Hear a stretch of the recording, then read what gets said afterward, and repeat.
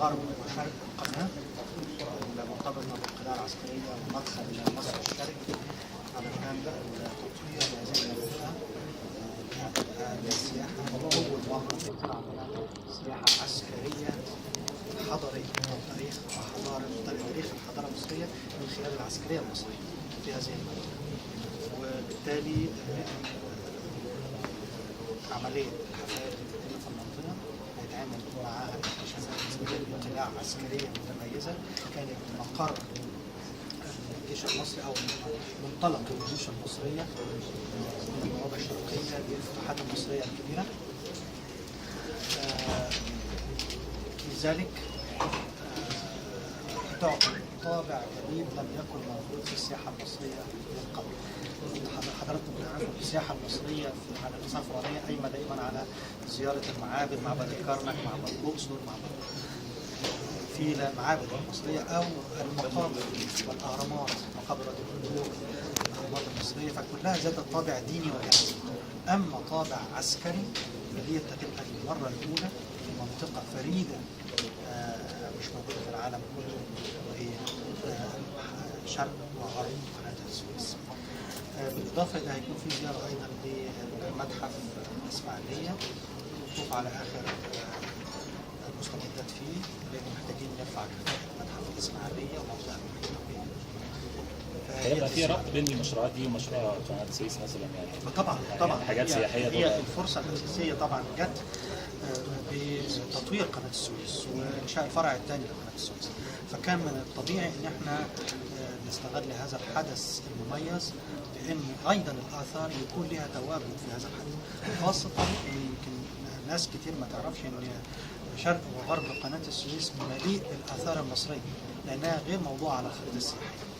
فتخيل بقى إن احنا نحيي هذه المنطقة بما يليق بها وبمكانتها كمنطقة أثرية متميزة وتوضع على الخريطة السياحية بتكسب مناطق جديدة زي ما عندنا الأقصر وأسوان، ما عندنا آثار القاهرة وآثار اسكندرية، عندنا آثار قناة السويس.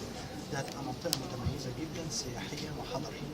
مش بس كده، هيقام عليها طبعا مشروع سياحي مهم جدا نعمل بانوراما العسكرية المصرية وتاريخ العسكرية المصرية، وهيكون مقرها في الإسماعيلية. فالكيان الجديد دوت كيان ثقافي وحضاري سياحي اقتصادي، فهنا هيبقى فيه رفعة نوعية ونقلة نوعية كبيرة جدا للمنطقة بإحياء الآثار والتراث. تم التنسيق يا فندم مع القائمين على الحفل بالنسبة للآثار الموجودة في المنطقة يعني؟ طبعا هي المنطقة فيها حفاير شغالة بشكل منتظم من فترة طويلة، ولكن مش متربطة بكل منطقة فيها بعثة حفاير قائمة أو حفاير مصرية في شمال سيناء. بعضها بيتوقف عام أو آخر، لكن كل يتم حفاير في نفس الوقت في نفس المناطق بتربط ببعضها. الموضوعات العسكرية خاصة القلاع العسكرية الموجودة في عدة مناطق والتربيطة بتاعتها ببعض، ده حدث بيتم دلوقتي لأول مرة. عشان كده اللجنة المشكلة في تطوير المنطقة بيرأسها الوزير ومعاه رئيس قطاع الآثار المصرية ورئيس قطاع الآثار المصرية الأسبق أيضا اللي كان مهتم 25 سنة تحت المنطقة، هو أدرى الناس بالمنطقة، فعشان كده هو معانا مؤسس اللجنة. أيضا رئيس قطاع الآثار الإسلامية موجود، رؤساء الإدارة المركزية لوجه بحر سيناء سواء في الآثار المصرية أو الآثار الإسلامية، مدير عموم المناطق في السويس، الإسماعيلية، بورسعيد، شمال سيناء وجنوب سيناء. 5 محافظات القائمين على الآثار في المنطقة المحيطة بقناة السويس، في دلوقتي تعاون مشترك بينهم بالفرعين كمان، آثار مصرية قديمة وآثار إسلامية. نحن ناخد تاريخ الحضارة المصرية عبر العصور على منطقة قناة السويس. فهنا طبعا في تعاون متميز، في منسق وإدارة واحدة شغالة في مناطق مع بعض. جميع المفتشين الآثار في هذه المناطق بيعملوا في المشروع، وفتحت أيضا لجميع المدربين والمفتشين على مستوى مصر العربية إن هم أيضا يشاركوا كلهم شرف المشاركة. ولقينا الحقيقة نسبة كبيرة جدا سجلت، 1000 واحد سجلوا عاوزين يشاركوا في المشروع، وبالتالي بدأنا ننظم العمل بينهم. هناخد كل فترة 30 واحد يشتغلوا ويتوزعوا على المناطق اللي احنا بدأنا فيها الحفر، وهم 7 مناطق بدأنا العمل فيهم مبدئيا، وبعد ما ينتهوا هنضيف مناطق تطوير. من السبع مناطق دول في 3 من محافظة الإسماعيلية في غرب القناة لمنطقة الأنطرة شرق القناة. يعني الإسماعيلية ليها تميز في ال7 مناطق، ليها 4 مناطق متميزة. يعني عشان كده كانت زيارة الإسماعيلية مهمة جدا. سيادة الوزير، الفترة الأخيرة دي تم الإعلان عن اكتشاف أثر يرجع لعهد الهكسوس وأحمس في منطقة شرق القناة. دي هيتم التعامل معاها ازاي إن شاء الله خلال الفترة اللي جاية؟ زي ما قلت لحضرتك مناطق شرق القناة كلها مناطق عسكرية، وبالتالي بيتم الحفر فيها، وكل ما هياخد منها هيعمل له أسلوب عرض متميز في المنطقة نفسها إذا سمح وضع هذا الأثر إنه يبقى في المكان. إن لم يسمح هينقل إلى المتاحف المتعلقة بالمكان. عندنا متحف متميز في الإسماعيلية ممكن ما ياخد. طب إيه اللي ممكن تكون العوائق اللي تواجه الوزارة أو تواجه سيادتك في إن يتم عرضها يعني؟ بقول لك حجم الاثر وكيفيه حجمه؟ لو في اثار ثقيله ممكن تكون تثبت في المكان. الاثار الصغيره ما ينفعش تحطيها في المنطقه، مش هتعرفي تعملي لها عرض، لازم تنقل الى متحف. وبالتالي احنا عندنا متحف متميز في الاسماعيليه يكون هو المتحف الام للاثار اللي هتخرج من منطقه القناه بالكامل. متخرج الاثار من منطقه القناه ومنطقه الاسماعيليه، فيبقى الاولى بيها متحف الاسماعيليه. وهنا كده ندي المتحف الاسماعيليه دوره الطبيعي، لان المفروض كل متحف اقليمي بيشرح تاريخ الحضاره المرتبطه بهذا المكان.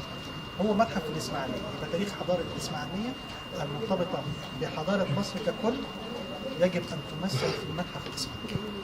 فبالتالي بعض القطع اللي موجوده فيه حاليا اغلب الظن هتنقل ترجع لاماكنها طالما لا تتصل بالسيناريو، وخاصه ان احنا هنخرج من منطقه الاسماعيليه اثار متميزه بتحكي تاريخ حضاره الاسماعيليه عبر العصور، وبالتالي يبقى هي الاولى في التواجد في هذا المكان. معالي الوزير، هناك بعض التقارير الاعلاميه وبعض المسؤولين وخبراء الاثار تحدثوا عن سرقه مئات قطع الاثار في منطقه القناه تحديدا وتهريبها لاسرائيل، ويمكن ذكر عدد 1200 قطعه وفق الدكتور محمد عبد المقصود احد خبراء الاثار. احنا بنتكلم اللي اتسرق ما قلت لك حصرناها وعرفناها لانها مسجله. واضح ان حضرتك مش مركزه في الاجابه. التفتيش بيبقى فيه صعوبه جدا، لان بره في انا حتى سميتها كده غسيل اثار زي غسيل قمر. بمعنى بيحاولوا يعملوا شهادات للاثر خرج منها. في بعض المناطق في بعض الدول الموجوده عندهم حكار اثار مخصوصين وياخدوا الاثر ويحاولوا يعملوا شهادات انه خرج قبل سنه 70، معناها قبل اتفاقيه اليونسكو. ان انتم تشاركوا في المزاد لشراء اثر نمتلكه احنا كمصر، هل ده عاوز مطروح؟ تروح تشتري الاثر بتاعك؟ هل ده مطروح؟ ما انت عايز تسترجعه ترفع قضيه. ترفع تروح ترفع قضيه. لكن مش مطروح تشارك في مزاد يعني. لا مطروح لو انت عايز، لكن مزاد الاثر اتباع اكثر من ثمنه. انت تعرف ان احنا لما رفضنا وعملنا له دعايه اتباع 3 أضعاف ثمنه، لان الناس بقت عاوزه تروح تشتريه. كان هو معروض كان عشان في 5 مليون جنيه استرليني، هو 15. يعني انت عملت له دعايه. يعني فهنا عشان كده بناخد بالنا الناس ردود فعلها لازم تتناسب مع الحدث.